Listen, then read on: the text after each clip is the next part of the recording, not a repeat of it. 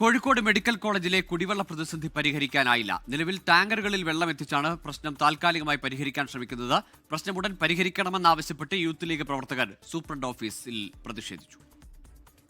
Kozhikode medical college മലബാറിലെ ഏറ്റവും കൂടുതൽ പാവപ്പെട്ട രോഗികൾ ആശ്രയിക്കുന്ന മെഡിക്കൽ കോളേജാണ്. കഴിഞ്ഞ 2 ദിവസമായി അവിടെ വെള്ളമില്ലാത്ത അത്രയും ദയനീയമായ അവസ്ഥയാണ്.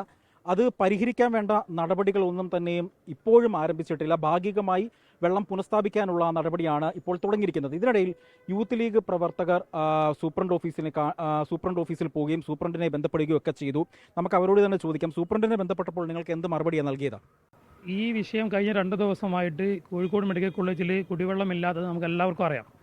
സൂപ്രണ്ടിന് ഈ വിഷയം വളരെ ഗൗരവമായി ഞങ്ങൾ പറഞ്ഞപ്പോൾ ഇത് നെവർ മൈൻഡ് ആയിട്ടാണ് സൂപ്രണ്ട് എടുത്തിട്ടുള്ളത്. കാരണം നിങ്ങൾ സൂപ്രണ്ട് ഇപ്പം നമ്മൾ ഡെപ്യൂട്ടി സൂപ്രണ്ടായിട്ട് സൂപ്രണ്ട് സംസാരിക്കാൻ വേണ്ടി പറഞ്ഞു. സൂപ്രണ്ട് സംസാരിച്ചപ്പോൾ നേരത്തെ ജപ്പാൻ കുടിവെള്ള പദ്ധതിയുമായി ബന്ധപ്പെട്ടുള്ള വിഷയത്തിൻ്റെ ആ വിഷയം നിങ്ങൾ തീർത്ത് തരിക എന്നാണ് ഞങ്ങളോട് ഇങ്ങോട്ട് പറഞ്ഞത്. അപ്പോൾ അത്ര നെവർ മൈൻഡ് ആയിട്ടാണ് ഹോസ്പിറ്റൽ അധികൃതർ ഞങ്ങളോട് സംസാരിച്ചിട്ടുള്ളത്. ഏതായിരുന്നാലും യൂത്ത് ലീഗ് ഈ വിഷയത്തിൽ ഞങ്ങൾ വരും ദിവസങ്ങളിൽ സമരങ്ങളായിട്ട് മുന്നോട്ട് വരും. കാരണം രോഗികൾ, കൂട്ടിരിപ്പുകാർ, അതേപോലെ ലാബ് ടെസ്റ്റുകൾ എല്ലാം പ്രയാസത്തിലാണ്. അവിടെ വെള്ളമില്ലാതെ നമുക്ക് എല്ലാവർക്കും അറിയാമല്ലോ ഇപ്പോഴത്തെ വിഷയം. അതുകൊണ്ട് തന്നെ യൂത്ത് ലീഗ് എന്തായാലും സമരത്തിലായിട്ട് മുന്നോട്ട് വരുമെന്നാണ് പറയാനുള്ളത്. വാട്ടർ അതോറിറ്റിൻ്റെ ഒരു വണ്ടിയാണ് വരുന്നത്. അപ്പോൾ ആ ഒരു വണ്ടി വന്ന് അടുത്ത വണ്ടി വരാനുള്ള വലിയൊരു ഡിലേ ഉണ്ട്. രോഗിയെ സംബന്ധിച്ചിടത്തോളം ഒരു ബൈസ്റ്റാൻഡർ മാത്രമാണ് ഹോസ്പിറ്റലിൻ്റെ അകത്തേക്ക് അലൗഡ് ഉള്ളത്.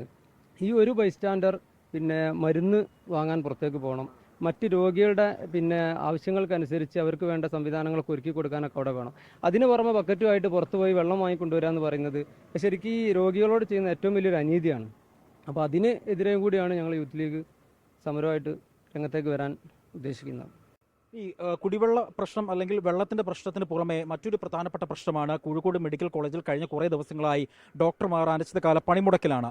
ഈ ഡോക്ടർമാർ പണിമുടക്കുന്നത് മൂലം OPയിൽ വലിയ തരത്തിലുള്ള പ്രയാസം അനുഭവിക്കുന്നുണ്ട്. നിരവധി സർജറികളടക്കം മാറ്റിവെക്കേണ്ട സ്ഥിതിയാണ്. അപ്പോൾ ഇതിന് പോലും ഒരു പരിഹാരം കാണുന്നില്ല. വെള്ളവും കിട്ടാതായതോടെ രോഗികൾ ഏറെ ബുദ്ധിമുട്ടിലാണ്. എന്നാൽ സൂപ്രണ്ട് അടക്കം ഈ വിഷയത്തിൽ മൗനം തുടരുക എന്നതാണ് ഏറ്റവും പ്രതിഷേധം ഉയരാനുള്ള കാരണം. മുനീഫ് തിരൂരിനൊപ്പം അജി കുഞ്ഞുമോൻ, 24 കോഴിക്കോട്.